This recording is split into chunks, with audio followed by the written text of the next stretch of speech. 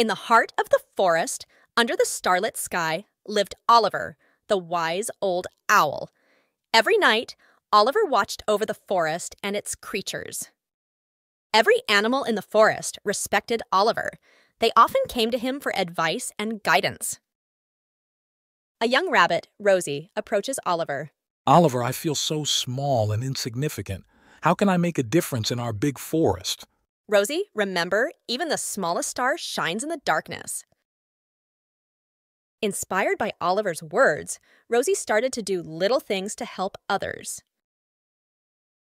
The forest was filled with joy and gratitude because of Rosie's kindness.